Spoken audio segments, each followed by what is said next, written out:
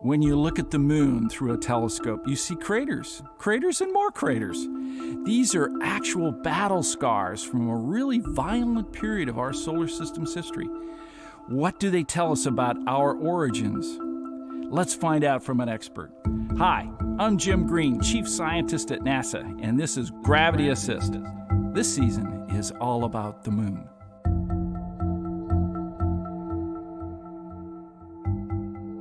With me today is Dr. David Kring, and David is research scientist with the Lunar and Planetary Institute in Houston, Texas. In fact, he and I are here at the Johnson Space Center, and we're going to have a fantastic time talking about cratering on the moon. So welcome, David. My pleasure to be here, Jim. You know, before the space age really got going, when we looked at the moon and saw the craters on the moon, we thought they were basically volcanic caldera. Well, what happened to change that? Yeah, let me fill that in. So if you look up at the moon from your backyard, you can see that it is covered with these circular features.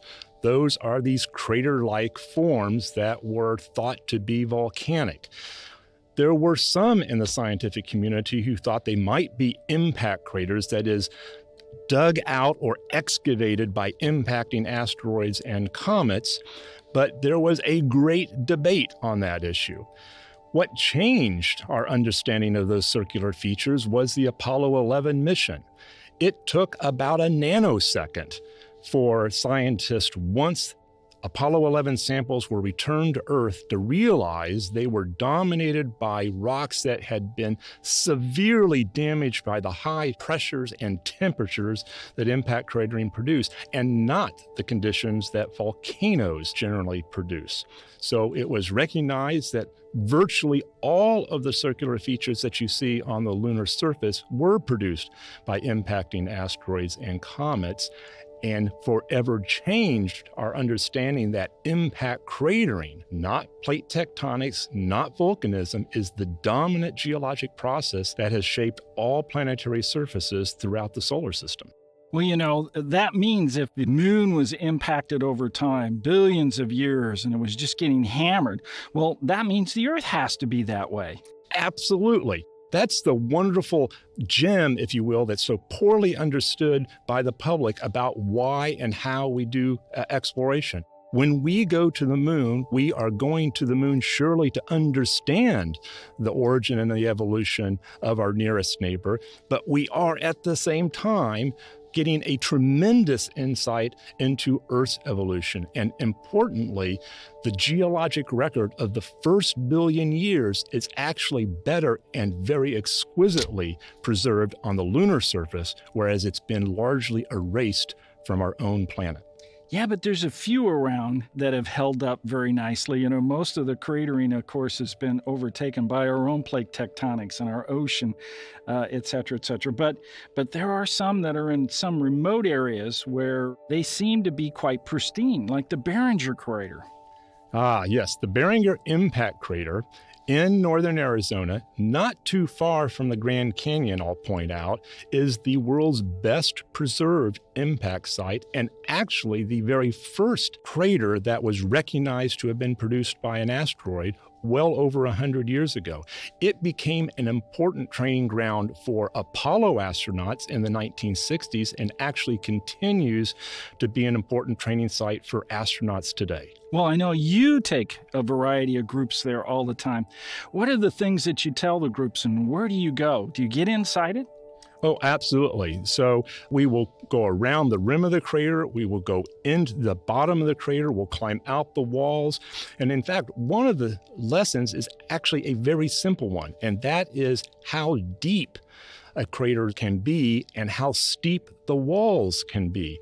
This is something that you might not actually understand if all you are seeing is a picture of a planetary surface from space. But if you actually get into a crater, you realize it is a very steep topographic depression, which makes it a challenge for astronauts to explore. What does it tell us about the size of the impactor? What have you learned?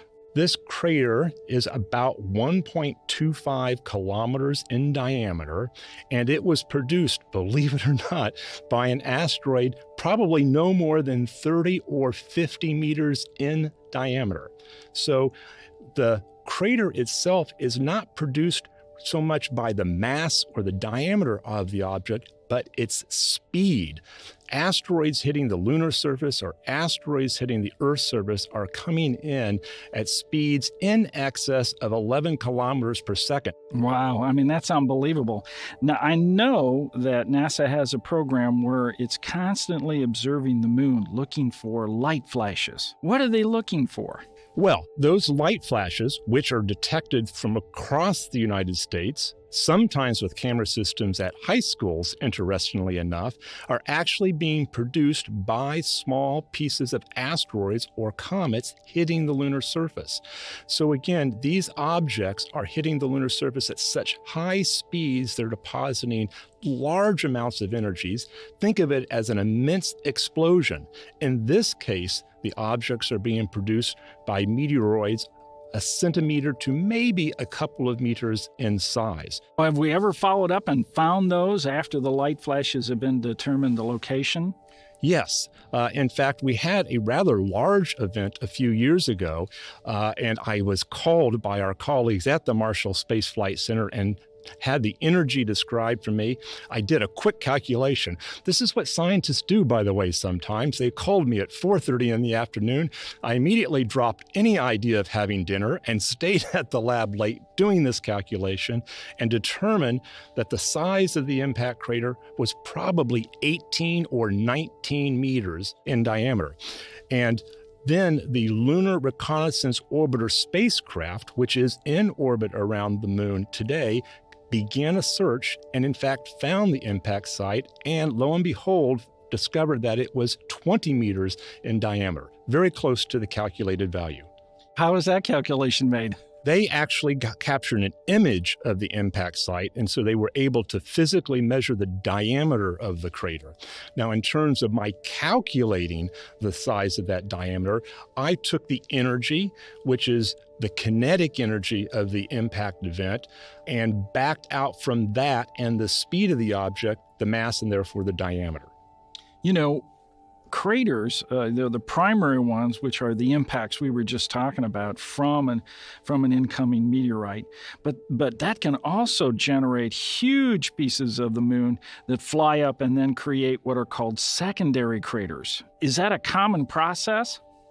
It's a very common process. In fact, a single impact cratering event can produce not only hundreds or thousands, but tens of thousands of smaller secondary craters around the primary crater.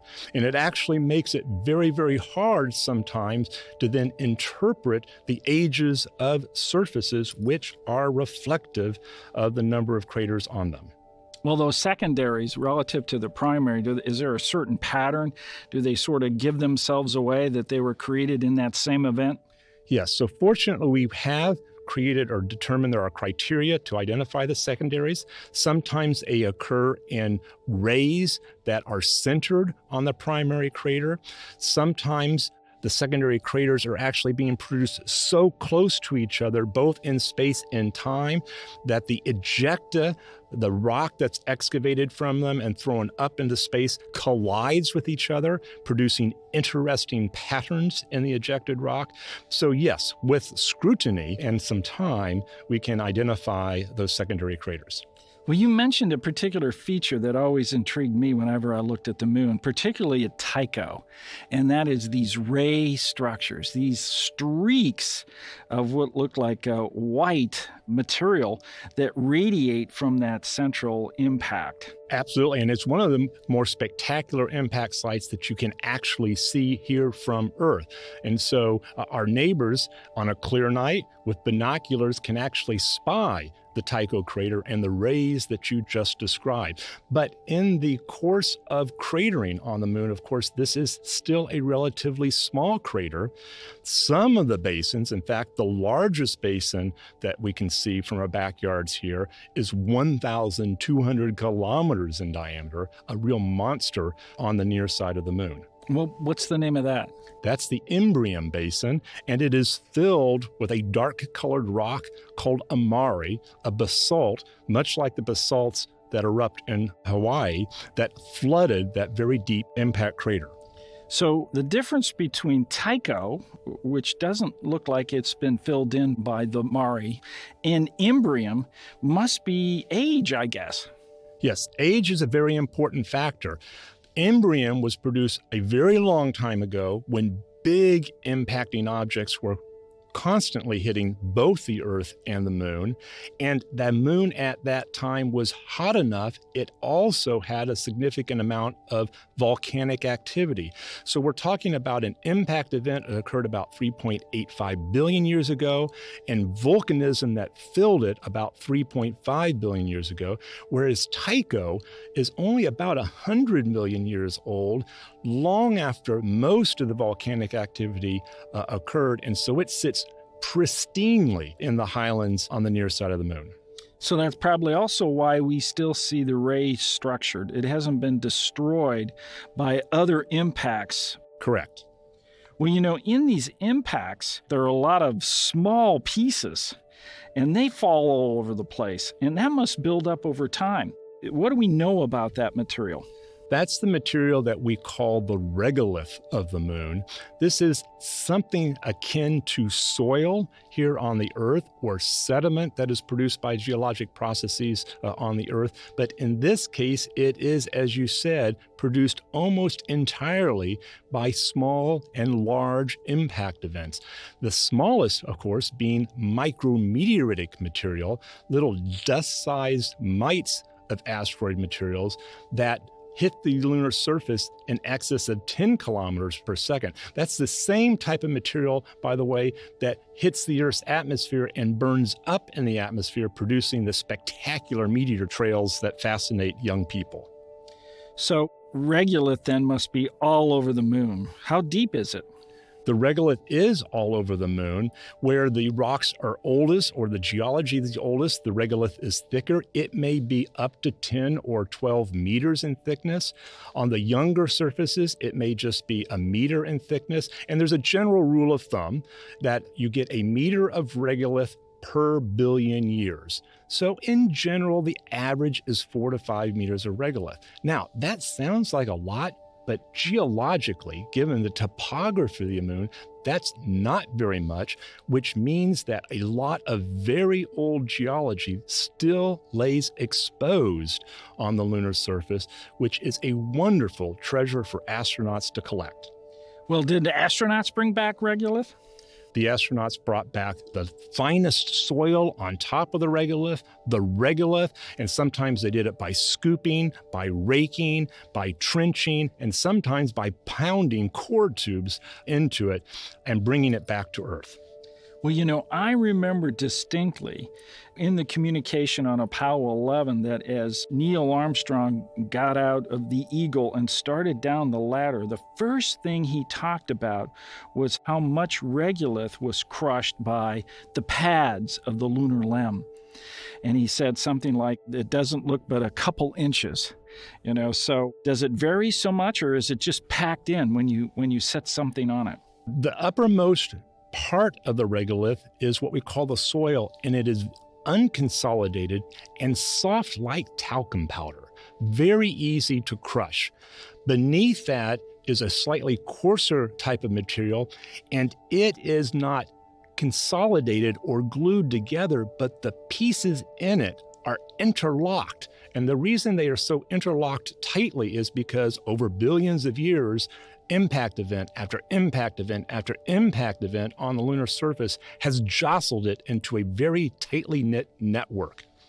So that's why the things that we land don't sink up to 3 or 4 feet. It allows us to be supported and then walk around on the Moon. So let's get back a little bit to the lunar Mare. When we look at the beautiful Moon and we see the one side, the near side, and we see Mare structures all over the place. These then are all big impacts, basins we call them. But on the far side, do we see much Mare? No, on the far side, there's not much Mare. And for your listeners, when we talk about Mare, we're talking about the dark gray regions that you see on the near side. The highlands, which is the other geologic term we use, are the bright white areas. On the far side, almost the entire terrain is dominated by that bright white and heavily cratered material. But there's an enormous impact on the far side. Another basin, it's called the South Pole Aitken Basin. It goes from the South Pole to a small crater called Aitken. I don't see any Mare in that from any of the satellite observations that come back. How come that didn't get filled in? Well, first of all, let me describe the size of this. This is 2,500 kilometers in diameter. It's a monster. Some would argue it's the oldest, largest impact basin in the solar system. And as you said, it's immense. It is a 13-kilometer deep bowl on the far side of the moon. And we don't see Mare filling it, but we do detect traces of Mare. So there were small eruptions scattered throughout the basin.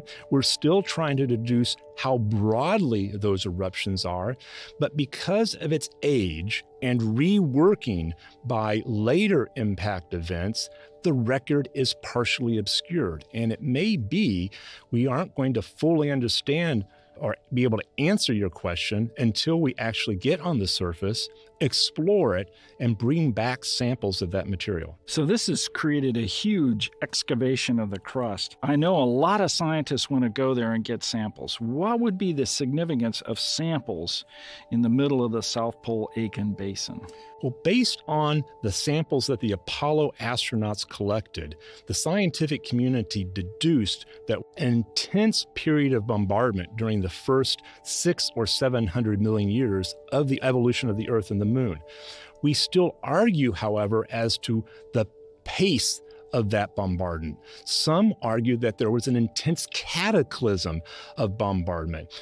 The South Pole Aitken Basin, being the oldest and largest, provides an anchor for when that intense impact activity occurred. So we'd very much like to see when the bombardment was initiated. And we can do that if we collect a part of the moon's crust that was melted by the impact event and therefore records the age of the impact event.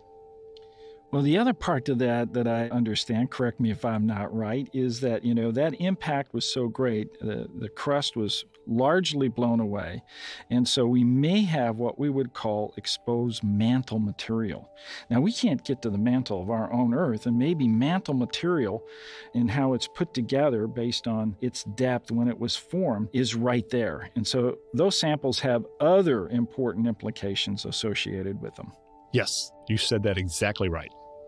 Well, the moon's got all kinds of spectacular features. The Lunar Reconnaissance Orbiters really heralded a new opportunity for us to look at high-resolution images of the moon and then tease out these features, one of which are skylights.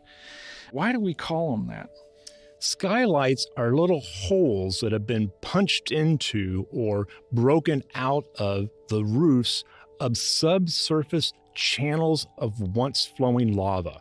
So 3 billion years ago or 3.5 billion years ago, when lavas were erupting on the surface, many of those lavas traveled across the lunar surface in these tubes.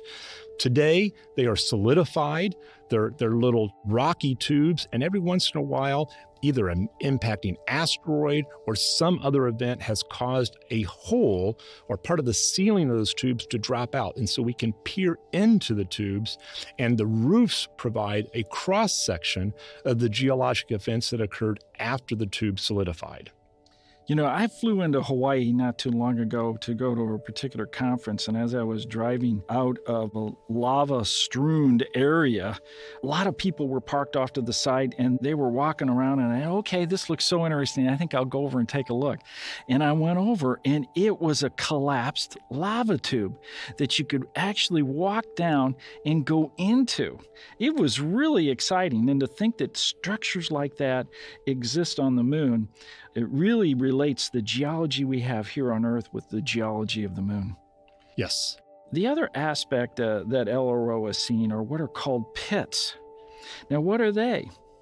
Pits are related to skylights in that they are essentially collapse features. We will sometimes see them not associated with the volcanic provinces, but also in the impact cratering provinces, where impact melts produced by the high energy of impacting events can actually produce melts of their own, some of which flow and some of which have the same morphological features as the volcanic skylights that you were describing. Well, you know, the top theory on the formation of the moon is what's called the giant impact. What do you think happened way back when? You think that's the right theory? I think it's the hypothesis that fits the observations that we have. This is, again, one of these big ideas among several big ideas that came out of the Apollo program. The model we've been able to put together, based both on the Apollo samples and computational modeling back here on Earth, is that the Earth, or the proto-Earth, as it was growing from rocky debris from across the solar system, was near the end of that process, collided with an object about twice the size of the moon.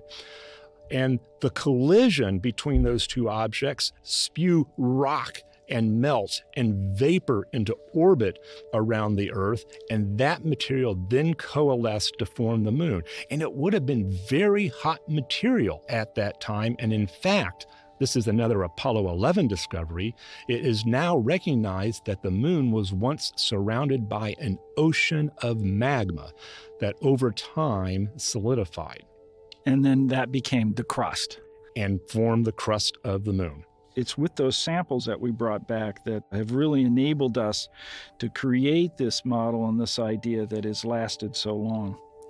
Well, you know, Space Directive 1, which came out in 2017, the president said, we want an aggressive lunar program. We want to go back to the moon and then on to Mars. We want to be able to have humans walking back on the moon.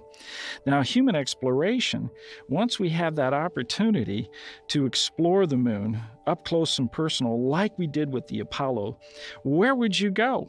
I do have a favorite. I have to say that we spent 6 years exploring all the potential landing sites on the lunar surface, trying to figure out where we could do the most science in one place.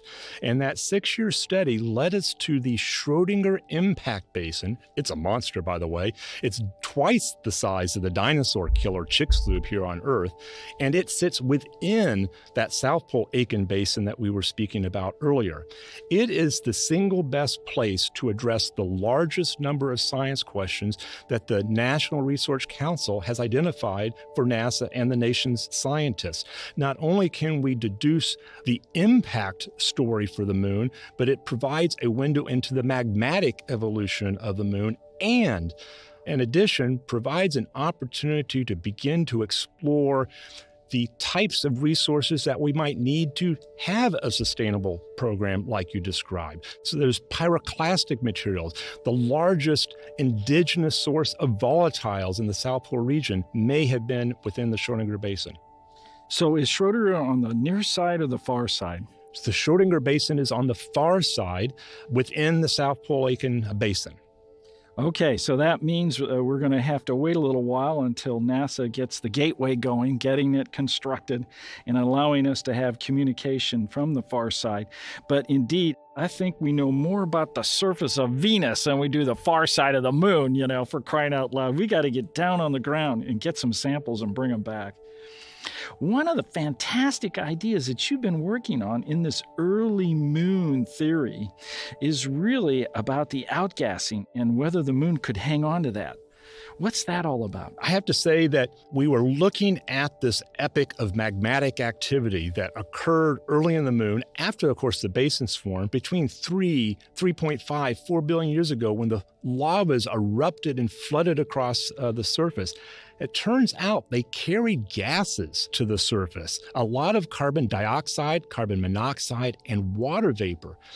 The vapors that were emitted into space above the surface were actually so great and occurring so fast, there was actually an atmosphere around the moon at that time. It's kind of hard to believe because we look at it today as this airless body, but that atmosphere was 50% denser than the atmosphere around Mars today.